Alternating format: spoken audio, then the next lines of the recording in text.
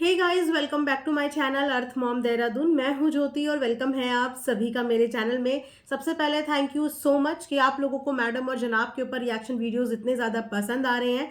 मैंने एक ब्रेक लिया था और उस ब्रेक के बाद जब मैंने दोबारा से रीस्टार्ट किया तो मेरी बहुत सारी नई ऑडियंस को शुरू शुरू में बड़ा ऑब्जेक्शन हुआ कि इतने अच्छे सेलिब्रिटीज़ के बारे में ऐसे रिएक्शंस क्यों आ रहे हैं। बट जैसे जैसे रिएक्शंस आ रहे हैं सबको समझ में आ रहा है कि अगर रिएक्शंस मैं दे रही हूँ तो हवा में उड़ती हुई किसी भी बात पे मैं रिएक्शन नहीं देती।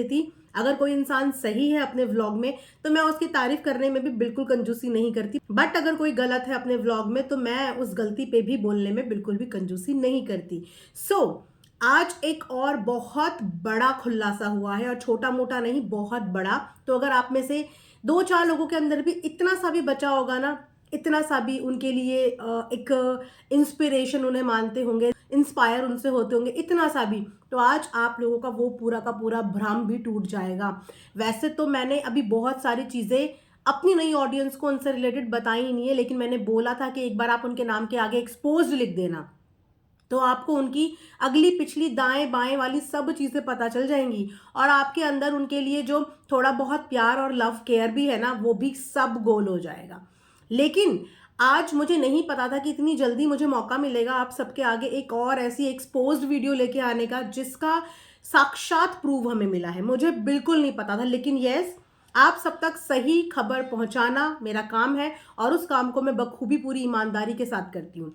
तो चलिए मैडम को एक्सपोज करते हैं। हम नहीं एक्सपोज करते हैं, मैडम को एक्सपोज करेंगे उनके घर के खुद के एम्प्लॉय। बकायदा सोशल मीडिया पे आने वाली बात पे ही मैं सिर्फ रिएक्ट करती हूँ।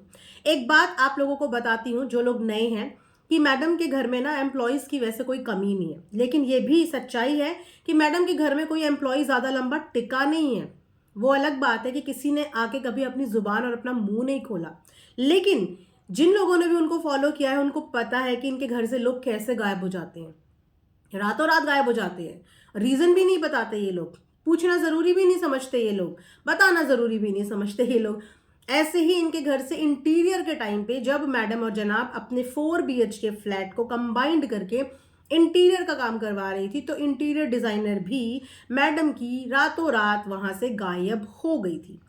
वो इंटीरियर डिजाइनर जिसकी तारीफ के ये लोग पहले पुल बांध रहे थे, इतने पुल बांध रहे थे, लेकिन जैसे ही वो इंटीरियर डिजाइनर इनके घर में इंटीरियर का काम करने के लिए आई, मैडम और जनाब ने पता नहीं क्या बिहेव उसके साथ भी किया हुआ कि वो भी वहां से गायब हो गई। उसके बारे में किसी को पता ही नहीं चला, लेकिन खबरें बहुत सारी आई थी। खबरें यहाँ तक भी आई थी कि इन्होंने उसको थप्पड़ मारा। उस लड़की का नाम भी मैं बहुत अच्छे से जानती हूँ और आप में से बहुत सारे सब्सक्राइबर बहुत अच्छे से जानते हैं। उस समय पे भी ये खबरें आई थी कि उस लड़की के साथ इन लोगों ने बहुत मिसबिहेव किया और उसके बाद उसको बाहर कर दिया, और उसके बाद घर का सारा इंटीरियर का काम मैडम ने अपने आप किया, यही बताया मैडम ने। लेकिन आज तक मैडम के घर का 4 BHK का होम टूर नहीं आया, आज तक भी उनका होम टूर का वीडियो नहीं आया। तो ऐसे अक्सर हुआ है कि इनके घर के एम्प्लॉय रातों रात गायब हो गए हैं, लेकिन वो किसी को पता नहीं चला। लेकिन इस बार बकायदा पूरा का पूरा वीडियो छपा है इनके नाम का, 40 मिनट का वीडियो।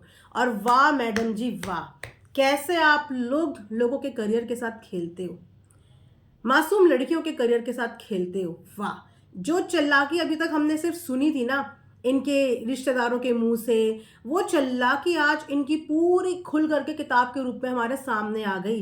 जो थोड़ा 1-2% का डाउट भी हमारे माइंड में था ना, आज वो डाउट बिल्कुल क्लियर हो गया कि जो जो इनके बारे में जैसा जैसा बोलता है ना, उसमें इतना सा भी झूठ नहीं है, इतना सा भी झूठ नहीं है। आज ये प्रूव हो गया। एक लड़की है, आप लोगों को मैं क्विकली बताती हूँ। एक लड़की जो कि देहरादून की रहने वाली है, जी हाँ, जहां से मैं बिलोंग करती हूँ वहीं की रहने वाली एक लड़की है देहरादून की, जो कि एक फैशन डिजाइनर है। जब इन मैडम ने अपना लेबल लॉन्च किया तो उस लेबल लॉन्च करने के लिए इन्होंने कुछ लोगों के इंटरव्यूज लिए, जिस इंटरव्यू में इन मैडम ने देहरादून की उस लड़की को फाइनलाइज किया, वाया कॉल फाइनलाइज किया। उसके बाद एक मीटिंग इन्होंने उसके साथ दिल्ली करी, क्योंकि उस समय पर वो लड़की ऑलरेडी कहीं पे जॉब कर रही थी। तो दिल्ली में भी इनकी मुलाकात हुई, इन्होंने अपना काम समझा, उन्होंने इनको उनका काम समझाया, उसके बाद फाइनल हो गया। जब बात सैलरी की आई तो इन मैडम ने बोला कि मेरा हाथ बहुत ज्यादा टाइट है, तो मैं इतना इतना पैकेज आपको ऑफर कर पाऊंगी। जहां पे सब कुछ ओके हो गया, वो लड़की बहुत एक्साइटेड थी कि उसको एक सेलिब्रिटी के साथ काम करने का मौका मिल रहा है। जैसे कि हर कोई इंसान होता है एक्साइटेड। जिस जगह पे वो काम करना चाहता है, मुंबई जैसी जगह पे काम करना चाहता है, सेलिब्रिटीज के बीच में काम करना चाहता है, तो हर कोई इंसान एक ऐसे ब्रेक के लिए एक्साइटेड होता है और ऐसे ब्रेक के लिए इंतजार करता है। शायद उस लड़की को भी उस दिन बहुत खुशी हुई होगी जिस दिन उसका रिज्यूमे शॉर्टलिस्ट हुआ और मैडम का वहां से मेल आया और मैडम का वहां से व्हाट्सएप पे फोन और वॉइस नोट आया। उस लड़की ने भी बहुत सारे सपने सजा लिए और मुंबई जाने के लिए वो लड़की तैयार हो गई। जब वहां पे रहने की बात आई तो मैडम ने पहले उस लड़की को यही बोला कि मैं तुम्हें अकोमोडेशन दे दूंगी, क्योंकि उस लड़की ने अकोमोडेशन की डिमांड करी। मैडम इतनी ज्यादा दिलदार भी नहीं है कि मैडम पहले ही किसी को अकोमोडेशन कर ले। कोई इंसान जो देहरादून दिल्ली के बाद मुंबई आ रहा है, वो भी लड़की, उसको अकोमोडेशन तब मिली जब उसने वो अकोमोडेशन मांगी। उसको बोला गया कि नीचे के फ्लोर में मेरी मम्मी अकेले रहती हैं, वहां पे 2 कमरे हैं, 1 रूम हम तुमको दे देंगे। उसने बोला ओके, मुझे 1 मंथ के लिए आप दे दीजिए, उसके बाद में अपना कुछ ना कुछ बंदोबस्त वहां पे कर लूंगी, क्योंकि उसके लिए भी मुंबई एक नई सिटी थी।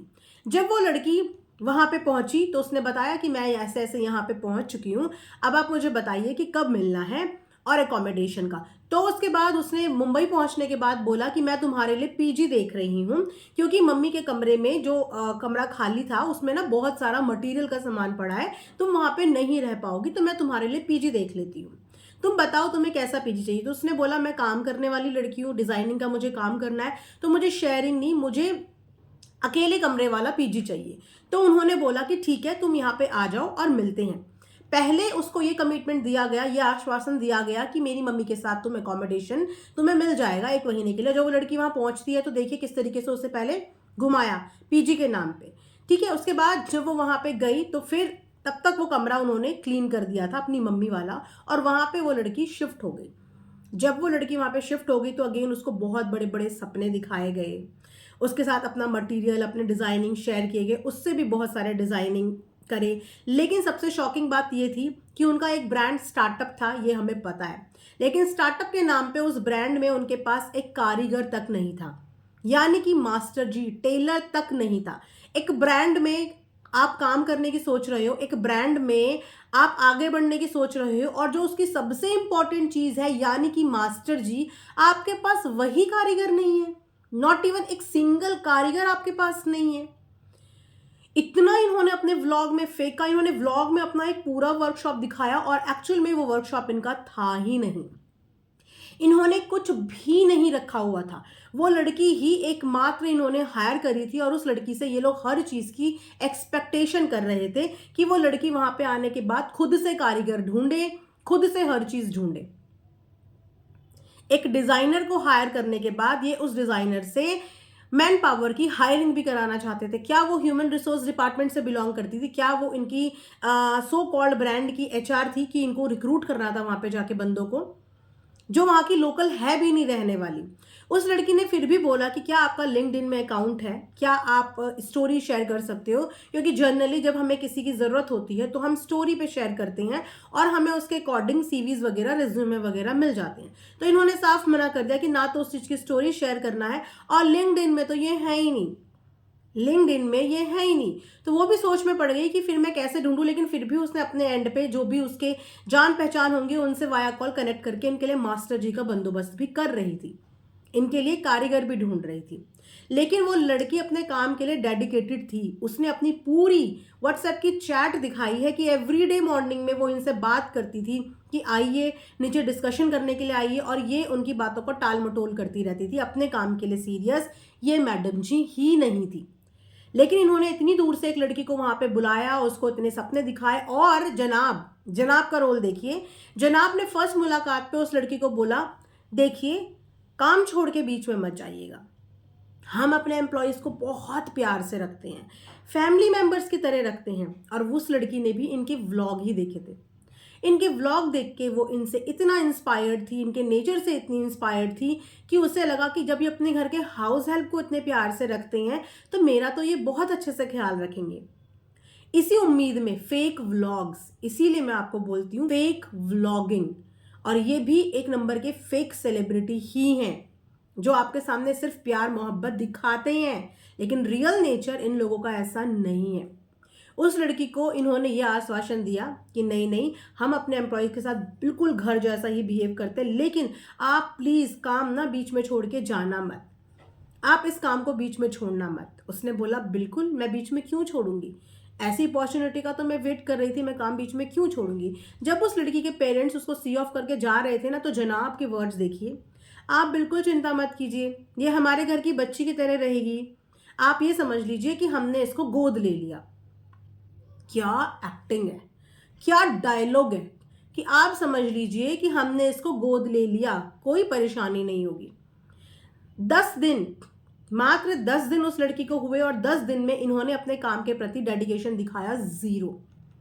काम आपका, ब्रांड आपका, ब्रांड के नाम पे एक लड़की लाके आपने वहां बिठा दी, ना ही उसको कोई वर्क स्पेस दिया, ना ही उसको कोई कारीगर, ना ही मास्टर। वो कोऑर्डिनेट करे तो किससे, काम करवाए तो किससे करवाए, बात करे तो किससे, क्योंकि मैडम 4 मैसेज के बाद 1 मैसेज का रिप्लाई करती थी, 5 मिनट बोलने के बाद 5-5 घंटे गायब रहती थी। ये काम चल रहा था ऊपर से नीचे आने तक के लिए, सिर्फ ये इनका डेडिकेशन था काम के प्रति। ठीक है, बहुत कैजुअली इन्होंने उस लड़की को 10 दिन तक वहां पे बिठाए रखा और सडनली उस लड़की को पता चलता है इनकी मम्मी के थ्रू कि इनका किसी शो के लिए बातचीत चल रही है। अब आप इस प्लान को सुनना कि इनकी किसी शो के लिए बातचीत चल रही है और उसकी मीटिंग के लिए ये लोग गए हैं, क्योंकि ये शो ऑलरेडी फाइनल कर चुके थे और शो के साथ इनको अपना ब्रांड आगे रिज्यूम नहीं करना था। जो स्टॉक इन्होंने लाके रखा था वो स्टॉक के कॉपी पेस्ट डिजाइन ये उससे बनवा चुके थे और आगे के स्टॉक के लिए इनको काम नहीं करवाना था। तो इन्होंने कितना बड़ा षड्यंत्र एक लड़की के लिए रचा। जब इनको उस शो के लिए कंप्लीट तरीके से हाँ हो गई, ये इन हो गई उस शो में, तो ये एक दिन उस लड़की को ऊपर बुलाती हैं अपने पास। और सोचिए, ऊपर तब बुलाती हैं जब फ्लैट में कोई भी नहीं होता, इनफैक्ट कोई एक एम्प्लॉय, कोई मेड, कोई हाउस हेल्प, कोई नहीं होता उस फ्लैट के अंदर। होती हैं तो बस मैडम और वो लड़की। और मैडम की टोन, मैडम का तरीका बिल्कुल बदल गया, बिल्कुल बदल गया। मैडम उस लड़की से जवाब मांगने लगी कि तुम 10 दिन से आईपैड लेके बैठी हो, तुमने 10 दिन से किया क्या है। उस लड़की को मैडम का ऐसे सडनली बिहेव देख के एकदम पैनिक सिचुएशन आ गई कि ये मुझे क्या बोल रही हैं। मैं इनको इतने दिन से हर दिन रोज फॉलो अप करती हूँ, इनको हर दिन रोज बोलती हूँ कि ये चीज चाहिए, ये चीज करनी है, ये चीज करनी है, लेकिन इन्होंने कोई रिस्पॉन्ड नहीं किया।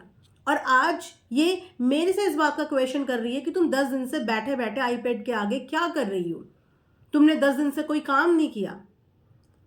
जो कारीगर मैडम मुंबई सिटी में रहने के बाद भी नहीं ढूंढ पा रही थी, उस कारीगर को ढूंढने की एक्सपेक्टेशन मैडम एक लड़की से जो कि आउटसाइडर है 10 दिन में कर रही थी। क्या उस लड़की को आपने लोगों को हायर करने के लिए बुलाया था?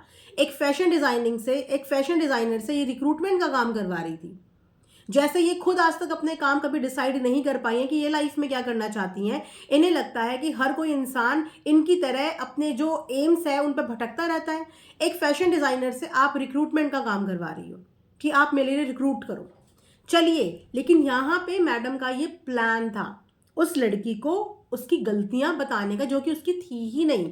सिर्फ मात्र 10 दिन में, 10 दिन में इन्होंने उस लड़की को इतना परेशान कर दिया और उसके ऊपर ऐसे ब्लेम लगाने शुरू करे कि उसके मुंह से 1-2 लाइन निकली, लाइन भी कंप्लीट नहीं होने दी। उसने सिर्फ ये बोला कि आपके काम को मैंने लाइटली, यहीं पे मैडम ने रोक लिया कि सी, तुमने मेरे काम को लाइटली ले लिया। उसकी लाइन भी कंप्लीट नहीं होने दी। कैसे मैनिपुलेट कर दिया, कैसे उस लड़की को वहां बैठे बैठे डोमिनेट कर दिया कि उसकी लाइन, उसका सेंटेंस भी कंप्लीट नहीं होने दिया और उसके ऊपर ब्लेम लगा दिया कि तुमने मेरे काम को लाइटली लिया। मैं पहले 2 दिन भी ले रही थी तुम्हारे को रिटेन करने के लिए या तुम्हारे बारे में सोचने के लिए, लेकिन अब मुझे 2 दिन भी नहीं चाहिए रिटेन करने के लिए, अब मुझे 2 दिन भी नहीं चाहिए। और मैडम ने उस लड़की को उस दिन वहां से चलता कर दिया। क्यों? क्या उस लड़की की कोई गलती थी? जी नहीं, उस लड़की की कोई गलती नहीं थी। सिर्फ इतना था कि इन मैडम को शो मिल गया था और इन्हें अपने शो में जाना था, और अपने शो में जाने के लिए इसने किसी और के करियर के साथ खिलवाड़ कर दिया। अपने काम के लिए उस लड़की के साथ खिलवाड़ कर दिया जो अपना जॉब छोड़ के जॉब चेंज करके, जॉब स्विच करके इनके पास आई थी। इतनी दूर से देहरादून की रहने वाली लड़की मुंबई इनके लिए काम करने के लिए गई थी, इतनी खुशी से, इतने सपने लेके, इतने एक्साइटमेंट से, और इन्होंने वहां पे जाके बहुत चालाकी से उस लड़की के ऊपर ही सारा ब्लेम डाल के उसको वहां से चलता कर दिया 10 दिन के अंदर, क्योंकि शो इनको मिल गया था।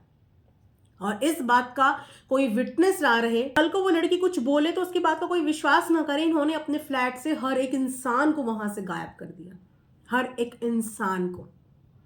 ये हैं इन मैडम जी के रियल फेसेस, जो पहली बार नहीं, इससे पहले भी कई बार सामने आए हैं, लेकिन इतना खुलकर इस बार सामने आया है।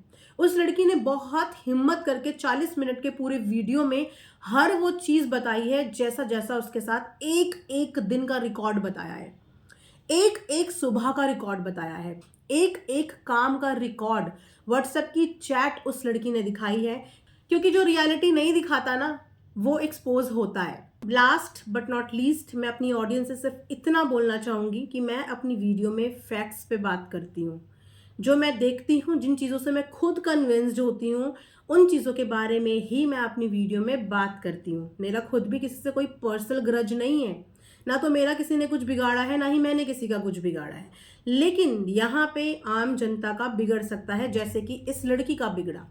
ये भी इनके व्लॉग ही देखती थी, व्लॉग देख देख के इनसे इतनी इंस्पायर्ड हो गई थी कि पहली ही चोट में इनके यहाँ काम करने के लिए देहरादून से मुंबई पहुंच गई। क्या मिला आज उसे? क्या मिला आज उसे? मिला लेसन। अगर कि ये रियलिटी इसको पता होती उनके बारे में कि वो जैसे दिखते हैं वैसे लोग वो है नहीं, तो शायद वो भी फूट फूट के कदम आगे बढ़ाती, लेकिन नहीं पता थी। तो रिएक्शंस का मतलब यही होता है कि आप लोगों को इन व्लॉगर्स के झूठे नकाबों से हम लोग अवेयर कर पाएं, और आप इनके लिए अंधाधुन इनको प्यार ना करें। इनकी जिंदगी जैसी है, दिखती है, वैसी बिल्कुल भी नहीं है, बिल्कुल भी नहीं। इसी के साथ ये रिएक्शन वीडियो में एंड करती हूँ। जरूरत पड़ेगी तो और भी अपडेट्स के साथ मैं रिएक्शंस लेके आती रहूंगी। अलर्ट रहिए, अपना ध्यान रखिए और अपनों का भी ध्यान रखिए। Thanks for watching earth mom Dehradun.